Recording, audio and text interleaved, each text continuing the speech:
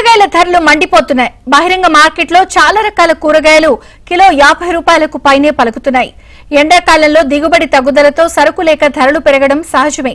కానీ వేసవి కాలం ముగిసినా అడపాదడపా వర్షాలు పడుతున్నా కూరగాయల ఉత్పత్తి పుంజుకున్నా కొన్ని రకాల ధరలు మాత్రం తగ్గడం లేదు.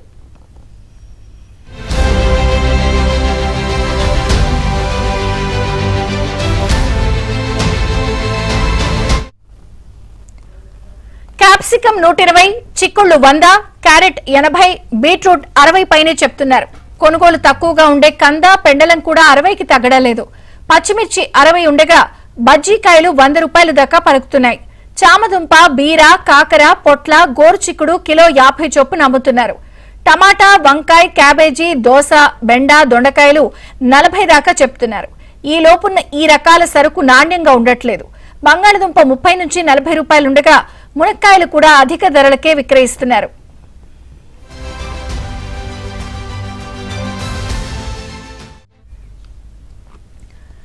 కూరల్లో వాడుకునే నిత్యావసరాలైన అల్లం, వెల్లుల్లి ధరలు కూడా గత నెల రోజుల్లో బాగా పెరిగాయి. గత నెలలో కిలో అల్లం 140 రూపాయలు, వెల్లుల్లి 150 రూపాయలుండగా ప్రస్తుతం అల్లం 220, వెల్లుల్లి 200 దాకా పలుకుతున్నాయి. రైతు బజార్లలో మాత్రం కిలోకి 10 నుంచి 20 రూపాయలు తక్కువగా ఉన్నాయి. రైతు బజార్లు పట్టణ ప్రాంతాల్లో 1, 2 మాత్రమే ఉండగా మండల కేంద్రాలు, గ్రామీణ ప్రాంతాల ప్రజలు రిటైల్ మార్కెట్లపైనే ఆధారపడాల్సి వస్తోంది.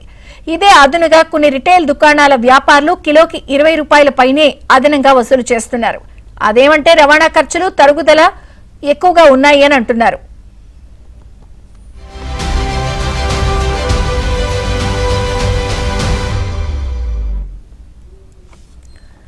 ఏపీ వ్యాప్తంగా జూన్ 2వ వారం నుంచి వర్షాలు చెదురుమదురుగా పడుతూనే ఉన్నాయి. దీంతో ఎండలు తగ్గడంతో కూరగాయల సాగుకు అనుకూల వాతావరణం ఏర్పడింది. మెట్ట ప్రాంతాల్లో బోర్ల కింద కొత్త తోటలు వేస్తున్నారు. కాలువలకు సాగునీరు విడుదల చేస్తూ ఉండడంతో లంక గ్రామాల్లో కూరగాయల సాగు పుంజుకుంది. ఇంకోవైపు గత నెల రోజులుగా అధిక మాసం వల్ల శుభకార్యాలు పెద్దగా జరగలేదు. ఈ పరిస్థితుల్లో డిమాండ్ లేకున్నా కూరగాయల ధరలు తగ్గిపోవడానికి రిటైల్ వ్యాపారుల ధనాసే కారణమని వినియోగదారులు ఆరోపిస్తున్నారు. నాణ్యత లేని సరుకు కూడా డిమాండ్ సృష్టించి విక్రయిస్తున్నారు అని చెప్తున్నారు. కూరగాయల ధరలపై సంబంధిత శాఖ అధికారుల పర్యవేక్షణ కొరవడంతో రిటైలర్లు ఇష్టారాజ్యంగా ధరలు పెంచి అమ్ముతున్నారు అని వినియోగదారులు పెదవిరుస్తున్నారు.